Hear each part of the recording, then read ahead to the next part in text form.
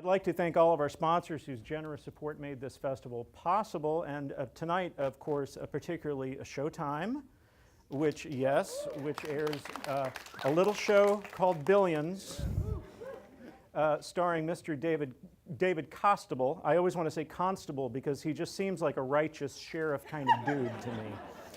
And I'd like to welcome David to the stage. Can we give him a round of applause? Oh, yeah. Thank you. Right. Thank you. Thank you. So, until 15... Take it. I like, yeah, get your picture on. Until about 15 minutes ago, I thought your name was pronounced Costabile. Yeah. And that's Italian? Costabile. Costabile. Yeah. Yeah. And but then Americanized when my grandfather came here to Costabile. Yeah. Because they wanted to assimilate. Right, right. When was the first time that you actually stepped out in front of an audience that wasn't comprised of your family or friends? Do you remember? My family, just... Yeah, like a play, like in, you know. Well, I was a play in like in 8th grade. What was it? Christmas Carol. Yeah? Who'd you play? Jacob Marley. That's cool. Yeah. We had a gasp in the front row. You couldn't hear that. She was very excited with the possibility. Ooh, Jacob Marley. Did you have chains to rattle? Yeah, are you kidding? Did they banged him right on the cafeteria thing? It was in the cafeteria? Oh, yeah, yeah, because the stage was in the cafeteria. It's like a shitty Catholic school that I went to. Were you always dramatic? I kind of was. Yeah, I kind of knew that I was a lifer from the very beginning. I knew that I was going to do it, and I knew I was just like that. That's it. That's interesting, because some people have a crystallizing moment where they realize this needs to be my job now. But that was never in doubt for you. Yeah, it never really was. I just always knew I was going to do it, and I always wanted to do it. And you know, once you do it for long enough, you start to get the balance of the good and the bad starts to get closer and closer and closer to. Sometimes it's bad. Sometimes it's really good. Did you get a chance to do it as a kid?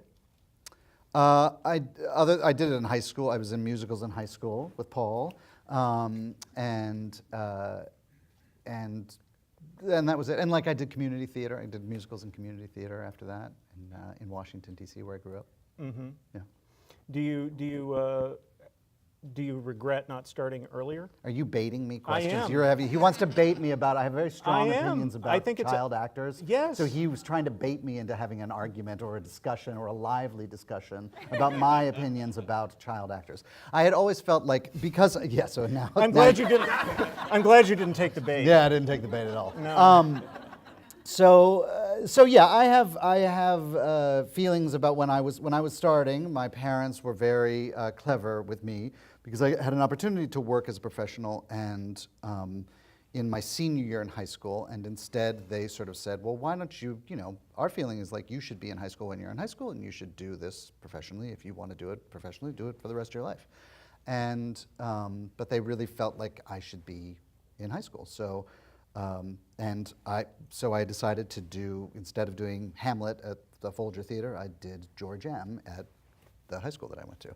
And for me, it was actually, as I look back on it, it was actually kind of a revelation that it was very helpful to me that I wasn't put into a professional situation where I might not have been able to navigate it, or even known how or why I was being pulled in a certain way. Mm-hmm. You've got to wear this, you've got to wear this makeup, you've got to sit here, you've got to show up at this time, you can't work on that, or you can't go play, or you can't do whatever it is. And then subsequently, as a professional, having worked with many children and many of those children's parents, who are, maybe we could say, not the most ideal partners in a professional situation. Overinvested. Maybe. That might be a one word you could use for them. That I find it can be unfair to the kids in a way that can be bewildering or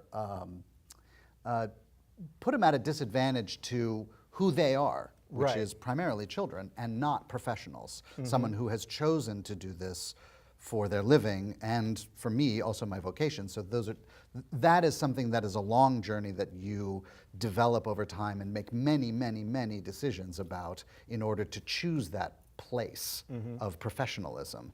And when you're a kid, you may not have that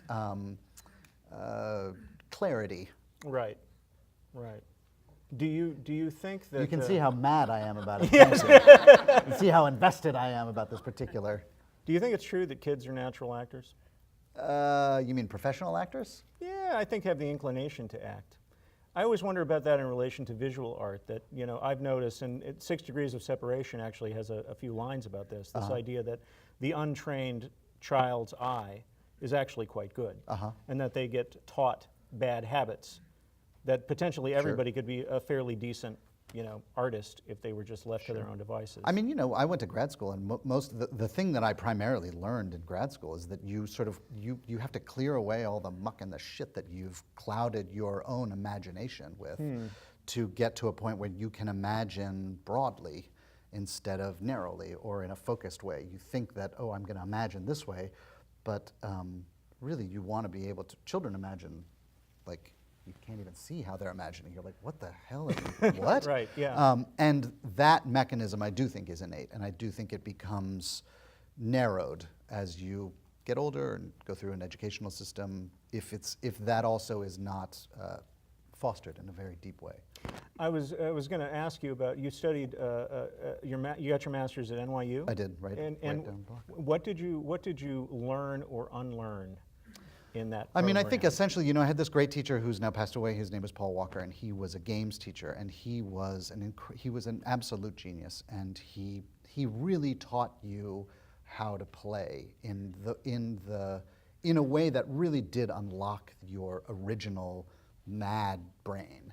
And he encouraged it, and he made you have the feeling that you could do it. What kind of things did he do?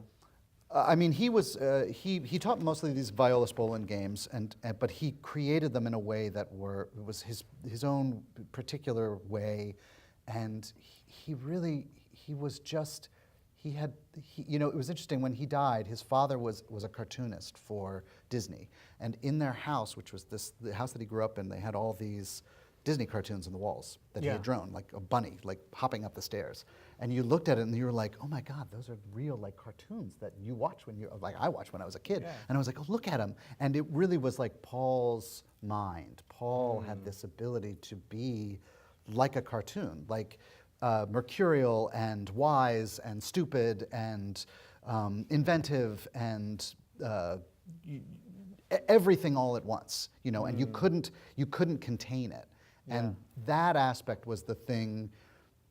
That was the thing that I really needed and wanted to learn, and then finding a way to repeat that in many different contexts. So in the context of a classical play, or in the context of a musical, or in the context of a contemporary play, or now in television and movies, that your ability to hold your own passionate, wild imagination, and then allow it to interface with just these different situations, these different contexts that you're in. That's hard. That's I mean, that's the gig. I'm not an actor, but as a writer, I have my own version of that. Yeah, sure. Like that idea where you're trying to preserve your essence, whatever that is, but you're also trying to give the job what it needs. Correct. Yeah, and are there particular habits that you formed, tricks that you do, systems that you've developed that help you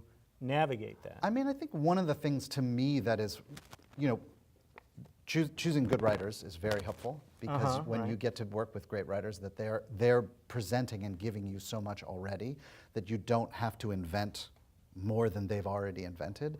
You actually have to really, to me, the most important thing is to listen, and to listen. I sort of felt like at one point I taught for 10 years, and I taught at the graduate school where I went, and the thing that I wanted to be able to, of the many things that I wanted to teach, a sense of compassionate listening, that you listen not just with your ears or your brain, but your whole body, that your body is able to breathe and listen and feel what it is that you're reading, really, because then the interpretation, as an interpretive artist, not a creative artist, you have to be able to listen to what's there, not just what's here. Because if you're just doing this, you're on a one-way street. But the idea is that you're doing both. And when you get to work with great writers, and I have been very lucky to do that, you can. You actually get to experience them in a much deeper, compassionate way than if you're just, fuck them, I'm going to do what I want to do. Right, right. It sounds like almost like a confession or psychoanalysis or something like that. Like the idea of like mirroring, would that be the right word for it? Sort of, except that mirror is like, I don't want to copy you. Right. I actually want to take in all that is you and all that you are giving me and have created, and I want that to be a part of who I am. I want to actually have it in my body. Right. And my spirit. Yeah. Freaky, right? It is. No, so but weird. I like It's that. crazy. I like that. No, I like that. And it's a very mysterious thing. It's a very mysterious thing. And the idea that you can quantify it in some way, that you can teach it, is interesting. And to teach it without killing it. Well, right? hopefully, to me, the aspect of, and hope that you guys are going to be really bored by this. You're just like, really, is this an acting teaching class? But yeah, I'll give it to you. To me, Why not? To me, the aspect of it is that it's really about the beginning of the process. Like, how do you start? Because especially when you get into a situation and you may not know anything about the writer or the material, or you get into a situation where it's changed. You walk into a set, it's totally different. You're wearing clothes that you're like, I didn't expect this at all.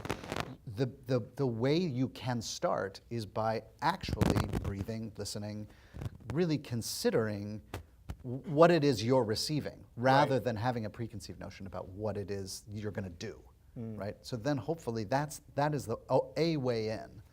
And really, when you're teaching younger people, you want them to be. I want to be, as a performer, I want to be adaptable. I don't want to come in and be locked into, I did it early in my life and realized like, oh, I'm screwed. I only have one way in. And then I did a play, what was the name? What was the play? I knew I was, if I hadn't been working for a friend, I would have been fired. I just sucked. And that was when I was like, oh, I better go back to grad school and figure out lots of different ways so that you don't just, you're not just looking like that, but you're like, what could it be? Rather than like, that's my way. I'm like, well, could be. That could be your way. But what if you meet some writer or some situation that you actually don't have a connection to what they're writing, or you don't have a connection to the world that they're trying to create? What do you do? Right, right. I wonder about this whole idea of process, like the word process. I think there's a tendency to elevate people who have a very complicated, time-consuming process. Like, you're going to play. Is that me or you? Who is it? I think it's probably me. I don't know. Is somebody else wearing a microphone? Really? That's just not nice. You're going to play a cab driver and you drive a cab. You're going to play a boxer and you box in semi-professional bouts and things like that. Do you believe in that sort of thing? I mean, I think if it's helpful, yes. I feel like I think there are many ways inside of that too. Like, I've ridden in lots of cabs and I've met lots of cab drivers, so it is not a foreign world to me. If I had, I think there have been times in my life when I have done that. And I feel like as you do it more and more, there are the thing you're looking for is the essence to me of who that person is, rather than the exacting minutia of it for me. Yeah. And I will, the many people who have worked in the financial industry say to me, "You get it exactly right. That's exactly like this fucking guy I had. I fucking love you. Yeah. You're fucking wag, man. I fucking love it." Yeah, so yeah. to me, I'm like, well, then maybe I'm doing my job. Maybe I'm getting it exactly right, or maybe he's misremembering it, or maybe the essence of what we're creating is enough that the feeling is so robust in him that he's like, "That's it. That's that fucking guy."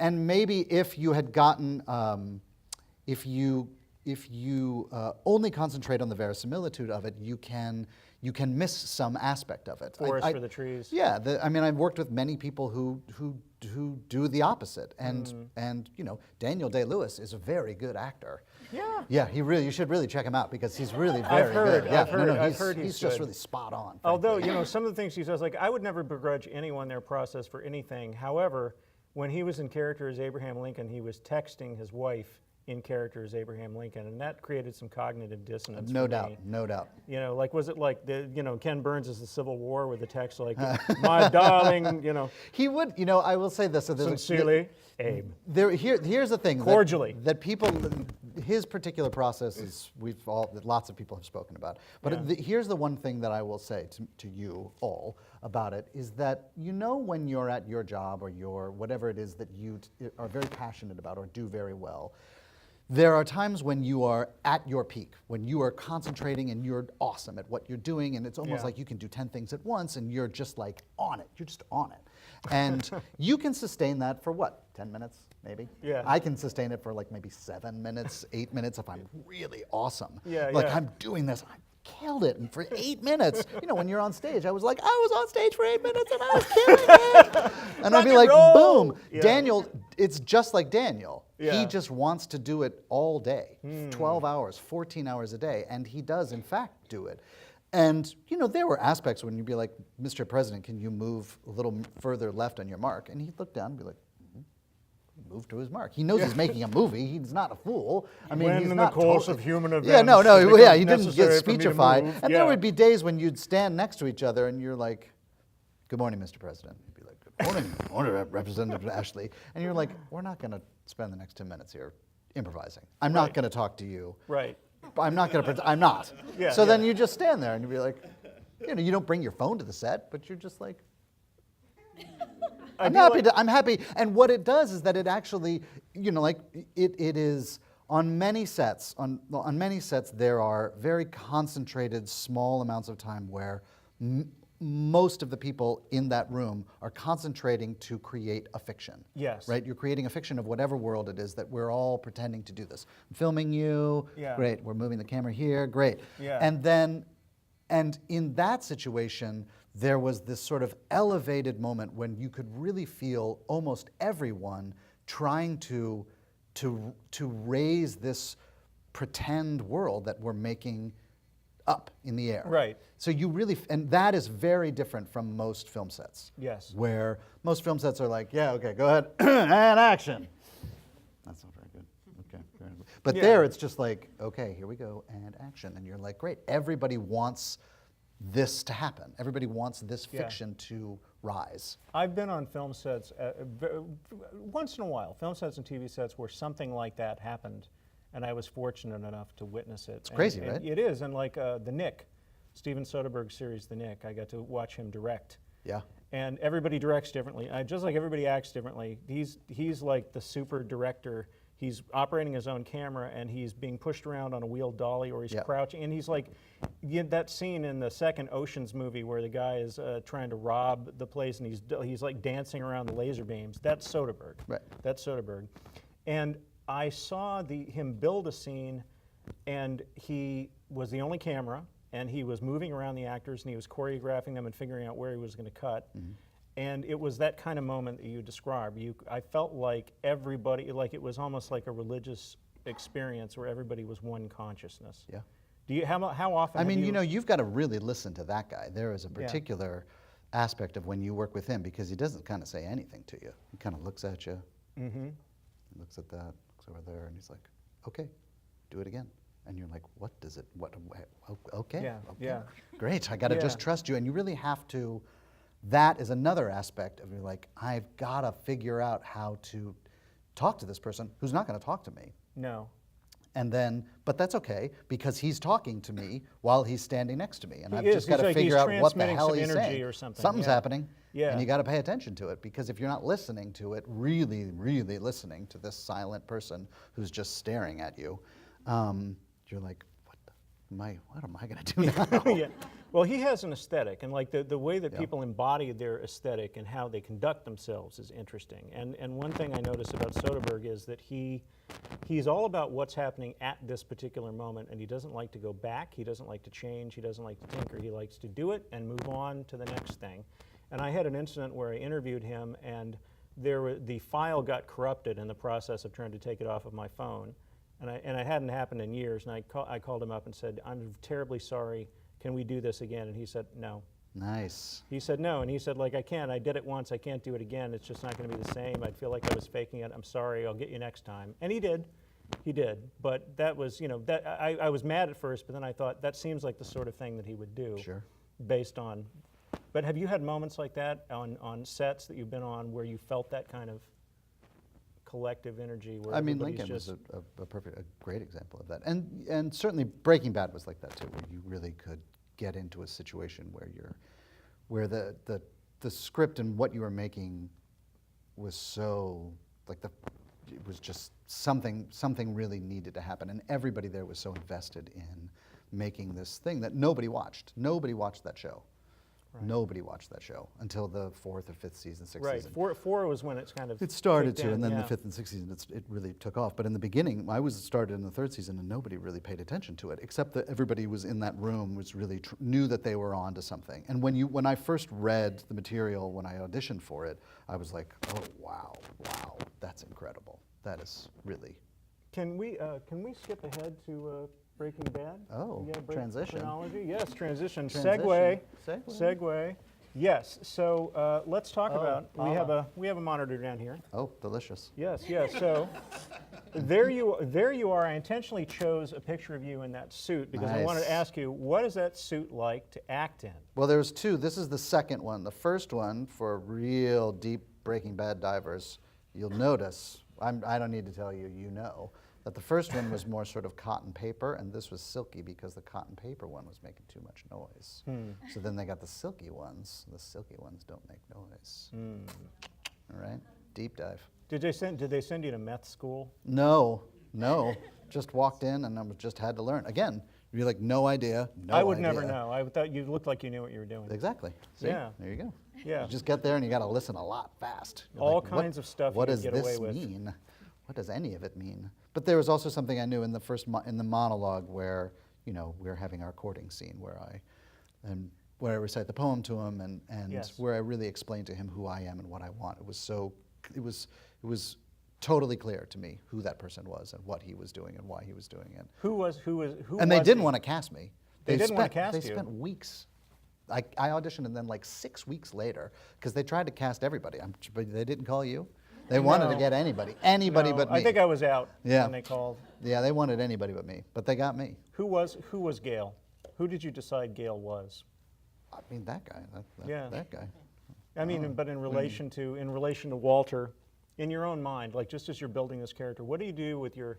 I mean, I think your body, with your face, with your posture. I think he loved him. I mean, I think he really loved him. I think he loved that person. I think he loved the idea of it, and then the possibility of working with him was just beyond the beyond. So when he gets fired, boomsy, it was really, really heartbreaking for him.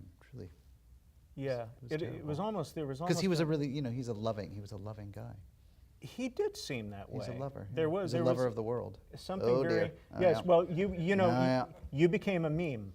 Did I? You did. Yeah. You're a meme now. Yeah, that one. How do you feel? How does it feel to be a meme? Oof. Well, I'll tell you a story about that. So in the first the karaoke. So in the first season I was there, Vince turned to my friend Sam Catlin, who was one of the writers in the show and a producer on the show, and he said, and I had known Vince. Sam was 2 years behind me in grad school. So Sam is also a great actor, but then has become subsequently a great writer. And he said, does he have any talent? Can he do anything? And my friend said, well, he can sing. So they said, okay, let's make him sing.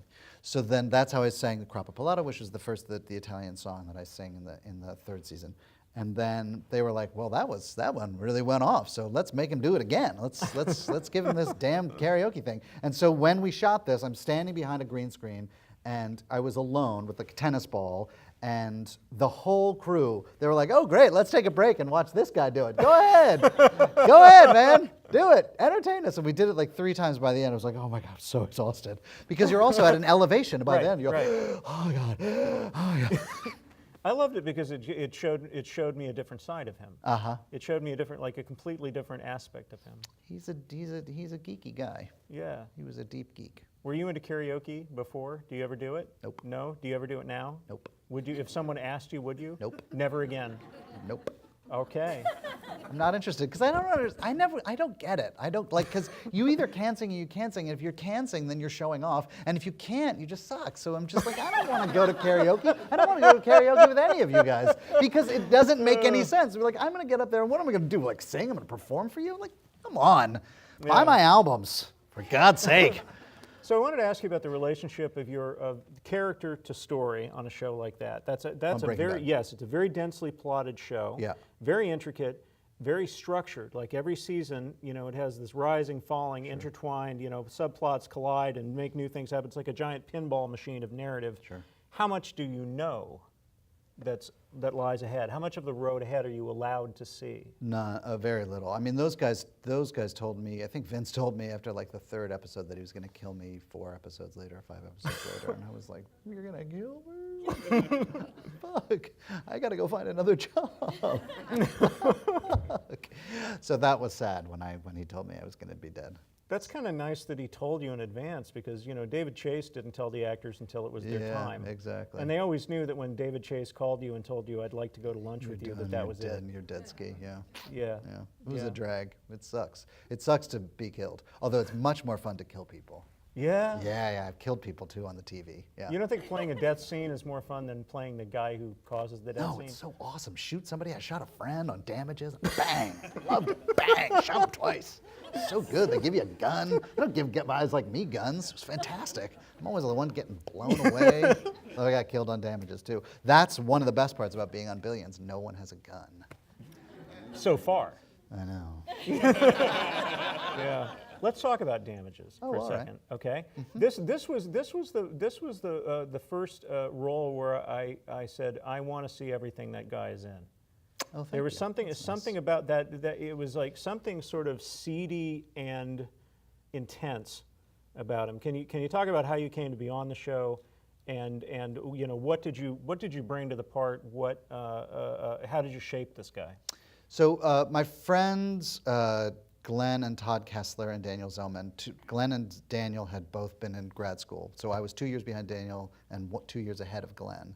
And then when we got out of school, we stayed friends, and we were, I was Glenn's acting coach and he was my acting coach. And then those guys started writing this piece, and when they made the pilot, they were just like, can you play this role? And I was like, I don't say anything. It's one scene. That's it. And I was like, I can't play anything else. And they were just like, we'll make it something. If it happens, it'll be better. And I was like, okay, well, yeah. What are you gonna do?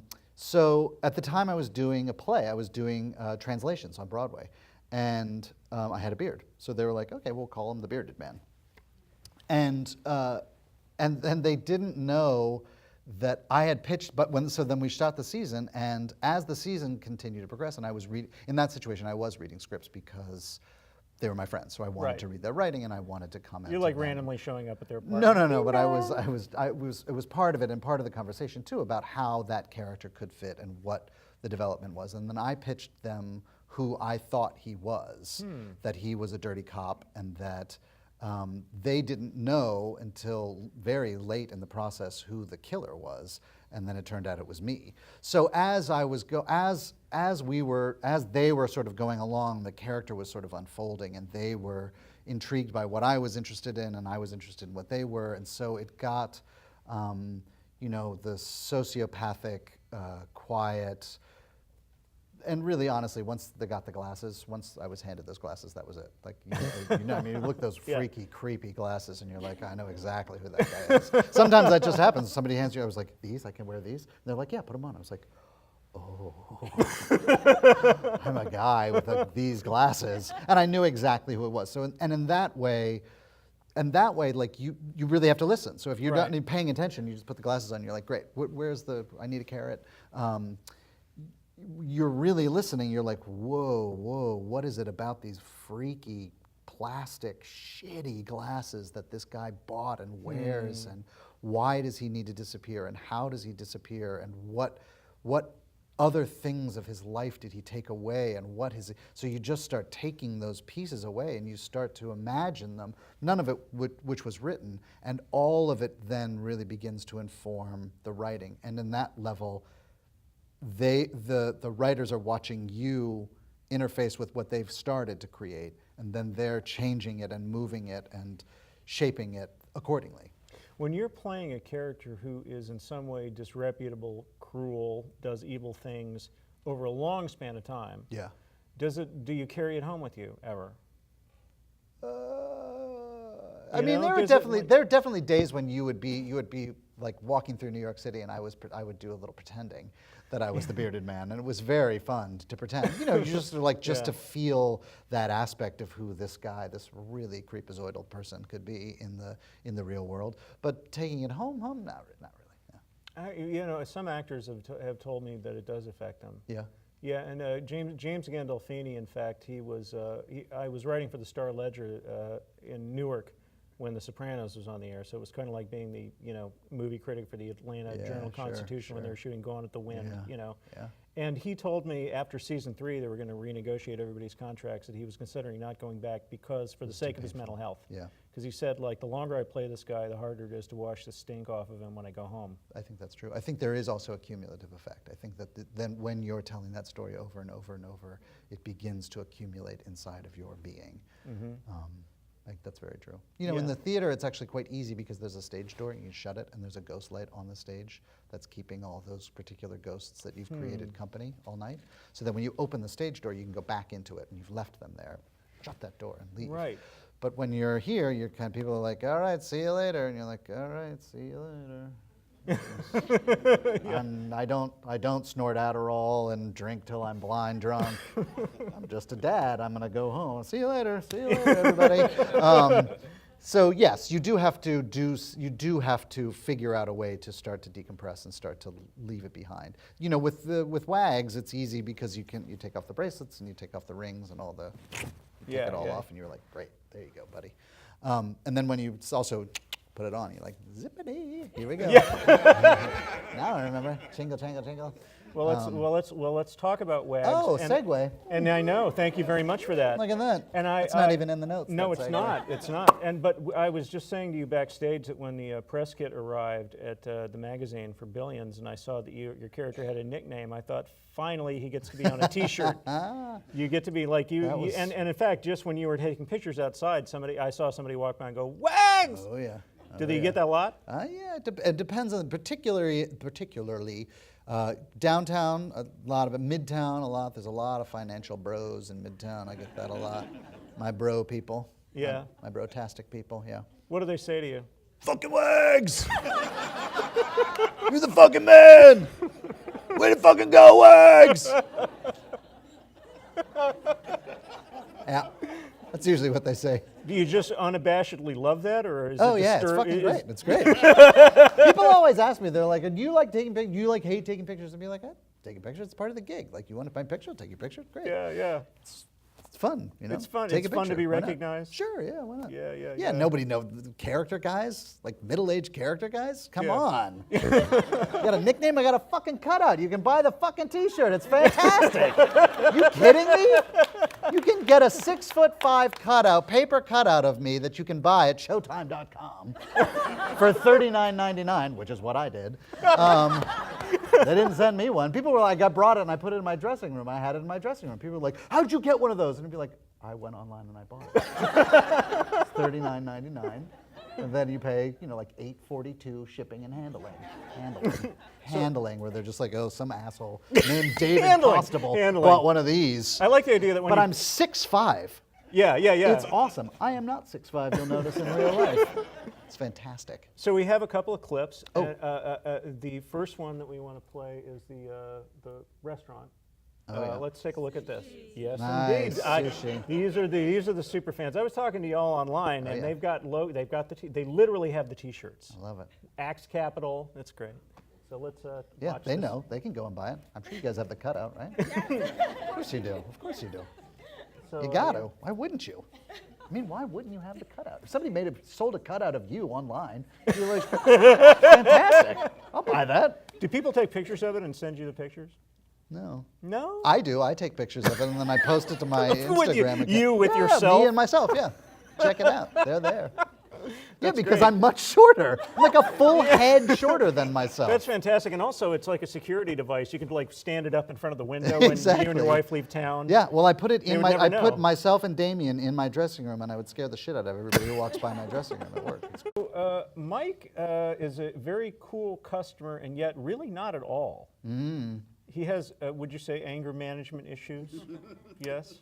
I think Wags is ready for everything. I think that is that to me is the driving force. He's ready. Well, but there's a difference between being ready for anything and looking for. Well, he's ready for a fight. He's happy for the fight. He's happy. He can't for, wait. No, he's just ready. Yeah. He's ready also then to praise this person as he's ready to go to church. He's equally ready to go to church as to rip that person's esophagus out. Right. He holds those things. Hopefully, he's the way it's written. Like he can have equal need for both. Yes. And be absolutely ready for both. If it's quiet as a church, then it's perfect. And if it's ready for a fight, it's perfect. When I was trying to select clips for this, I was struck by how many of the really important scenes deal with food. Sure, Deal yeah. with food and also with artistry of one kind or another. This is a guy who is, I guess you would call him like an angry enthusiast. Yes. He's like an edgy appreciator or Yes, something. yeah. I mean, I think Wags has a full sense and understanding of rage. Yeah, I think yeah. he's happy to use as much rage as he wants. Yeah. Whenever he wants. How does it feel to be that guy? It's fucking fantastic. Are you kidding?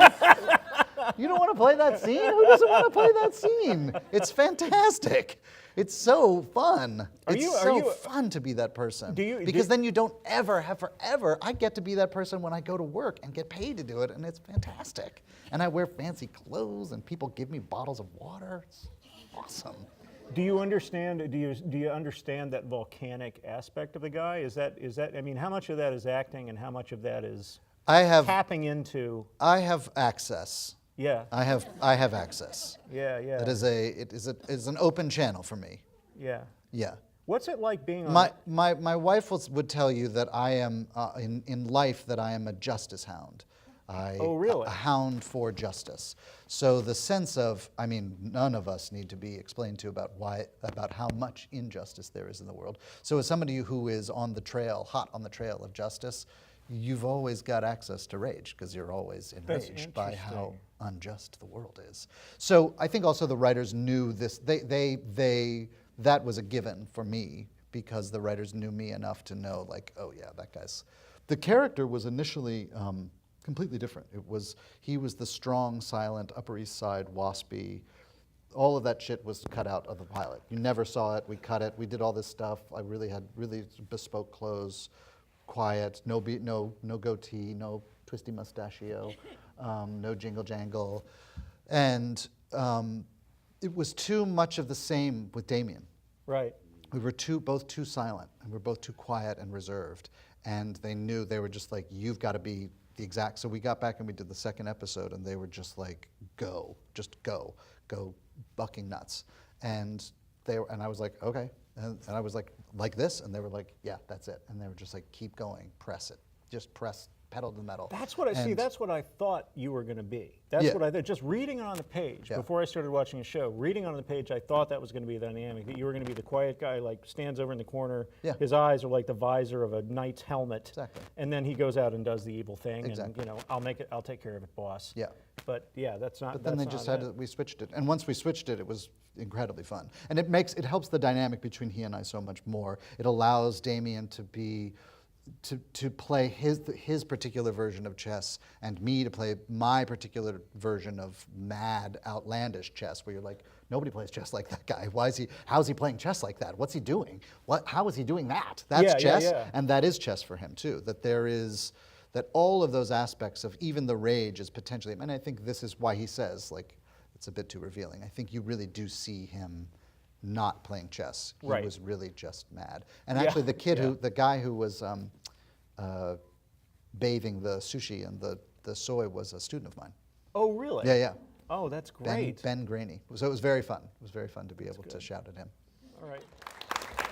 That I don't even remember how I got it is one of my favorite moments of the performance. Yeah, well, because it's interesting. He's vulnerable. He's helpless, and yet he's about as in control as a helpless guy can be in that scene. And I wonder, little notes like, the way you say it and the stepping forward before, she can stop you. Are details like that on the page, or those things that are worked out in rehearsal? That's all rehearsal stuff, yeah. It is, yeah. So the final draft of that scene is done when you work it out with the other actors. Yeah. Yeah.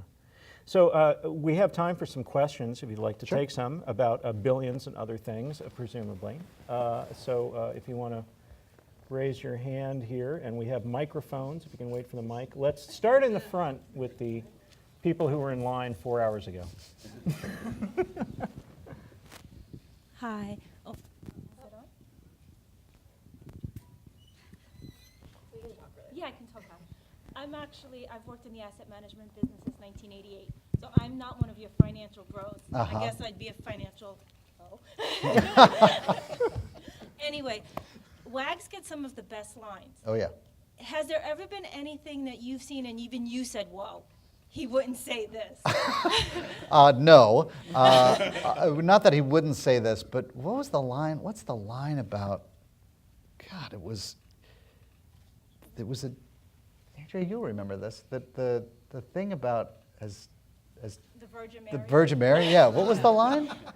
The purer than Virgin Mary before her first period. Before her, yeah, that was just crude. I mean, just really rude. And I think on some level, those guys just do it, be like, let's see what happens. Say that, dude. And even Axe, because he looks at me and he's like, fuck, Wags. And I was like, fuck, man, what am I saying? That's just rude. And on some level, that is the fun of that character. Like on some level, he just lets it come out, and he's like, Jesus, did I just say that? That's disgusting.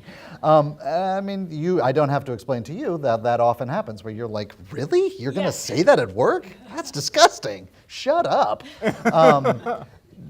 I find it fun. Even that one was particularly naughty. No, and I think you do a great job. And like I said, I've worked in asset management since 1988. Nice. And you're not a person, you're a Right. composite Yes. of those guys. And I think that is also something that the writers, did everybody hear that? That the character is more of a composite than a specific person? That the writers spend a lot of time and really want to do that. They want to be able to create these people who are lots of different parts of people, not one person. To incarnate a new type is a rare. Yeah. Privilege. And I think, It's a yeah, it privilege. is on that level, because too, you're like, who is that guy? Where does that guy fit in? Is he in Moliere? Is he in Shakespeare? You're like, I don't know, not really. Yeah, Kinda, sort of. It's sort of this and it's sort of that. Yeah. Yeah. Okay, so one more. Way in the back there? Yeah. Mhm. I don't like to neglect the back row. Nice. Thank you. Is it working? Oh, yeah. Yes. So I was at a festival similar for Better Call Saul, and I asked, do they have lawyers on set to give them advice on how actual cases would go? Do you guys have like financial advisors or people in the industry that are on set telling you what what would they would say and how they would act, giving you the technical terms? The writers spend a ton of time talking to both lawyers and financial folks to get it right or to get the script that way. And then if there are particularly difficult days, there is almost always someone there who is who does that. In the first 2 seasons, there was somebody there almost when we were doing all of the hedge fund stuff that had worked at many hedge funds and written a book about it and gotten fired and sort of lost everything and had a whole crazy journey. So he knew all of the nefarious parts and the drug parts and the actual working parts and the money parts, and you really could talk to them and really spend a lot of time speaking to them. So yeah, there almost always is, and certainly that is also true for the lawyers. One more, okay. In front, in the middle there? Yeah. Yeah, wait for the mic though. Okay. I can hear you.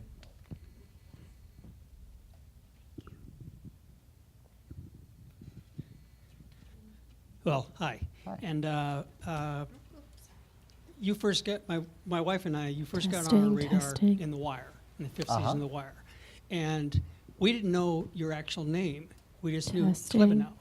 And so for years thereafter, whenever we'd see you in something, we say, there's Klebanow, there's Klebanow. Now, we could have found out what your name was. Sure. But it was just easier and actually more fun to say, No. there's Klebanow. Right up there now. And Now so I you just, know. so I just hope it's not a problem for you that we've been thinking and referring to you as And- Klebanow for No, like I'm happy 5 for that. I'm years. happy So- for it. You're a long time Testing. fan. I really appreciate it. I appreciate it. I loved being in that show. That was a very fun show. Great writing. And I was very lucky to be in that one. Excellent. Okay, I think one more. Over there. Yes. Laura's character has a line, either this season or perhaps late last season, where she's trying to calculate the damage to the family fortune, and she's really concerned because 300 million's not going to cut it. They're not going to be able to live off of that. And even though I love the show, and even though I interact with clients who work in finance, I find myself really judging the characters on the show. I don't particularly judge Wags too much, though. Nice. He seems to kind of Really? Even as a rapacious scumbag, which is what he describes himself as. He does it with like the joie de vivre. But do you find yourself as an actor reading this material, embodying this character, given economic inequality and kind of the strata that these people live in, do you find yourself judging these characters and or being disgusted by the world that they inhabit? No, I mean I think it's really interesting to I don't just professionally you can't do it because you'll fuck yourself. You would never be fun. It would never be good. You'd hate watching it. So there can't be any. That's off the table. But in terms of the storytelling and not just the fact that we're bringing it up, but the fact that we're bringing it up at this time, I think our country has lived through many a Gilded Age, and this is a similar Gilded Age to the original Gilded Age, and I think you'd have to ask the writers exactly what their particular end game is with regard to income inequality, but the worlds that we live in, New York City, people who live here live in. We live in that world. And whether you see it or not, or whether you experience it or not, or actually live it day to day, it is what drives this place. And I think it's fascinating to be involved in that kind of storytelling. I also think it is wondrous about our culture, because I think sort of essentially our culture is a culture of capitalism or a culture of capital, and I think it is also. I have seduced you into thinking that my character could be redeemable. And I think that is also part of that culture of capital is Right. that on some level you're like, but he's got such a fancy tattoo. I wonder what it means. I wonder how expensive that is. And should I get a tattoo like his? He's got 2 tattoos. And you know what I mean? That's true. That each aspect, when you see it and you're like, that's a nice house, or that's a delicious piece of sushi. I should go to that sushi restaurant. You'd be like, you should go to that sushi restaurant for sure. But can you afford it? You know what I mean? So the seduction the back and forth that happens even while you're alone watching the TV show, where you're like, I'm repulsed by these people. I'm attracted to watch the show. I'm repulsed by myself. What the fuck am I doing? Like, Yeah. it's repulsive and seductive and fun, and it's all of those pieces. And I think I think it's more interesting to me as a storyteller to have you watch it rather than me tell you we live in an unequal age and it's wrong. Because then you're like, well, then you know what, you're like, okay, well, what's the story? You'd be like, well, the story is that we live in an unequal age and it's wrong. And you're like, that's the end of the story. This is the beginning, the middle, and the end. You're like, all right, I'm not going to watch that every week. Yeah, you know what I mean? And You've just articulated something that I've spent years and years and years trying to put down on paper, which is this thing about what we see in steal these it, characters. first of all, steal it. Fucking A, Yeah, right, yeah, fuck yeah, exactly. I'll never know. But this, I don't remember a thing I said. we can watch people that you don't want to emulate, people who are not Yeah. moral models in any way. Going all the way back to Shakespeare and before that. Sure. You can learn from Macbeth. Sure. You can learn from Prospero. Sure. You can learn from Shylock. You can learn from anybody. It doesn't necessarily mean that you think they're role models, but this idea of redemption, that there's some kind of whether it's capital or it's something else, that there's this magic water that you can bathe in. There's all these different flavors of it, and somehow it's going to make you better when you're watching these guys. Sure. Yeah. That's cool. I'm glad you stopped by. Nice, me You too. gave me my next piece. In addition to all Fantastic. the other cool stuff I you love said. it. I love yeah. it. So I want to thank you for coming out tonight, David. This is your work is amazing. I've been admiring you for years and years and years, thank and I'm you. so glad that people are yelling the name of your character on the street. I'm Me happy too. for you. Thank you very much. I appreciate it. Yeah. Thanks, y'all. Applause. All right. Thank you very much.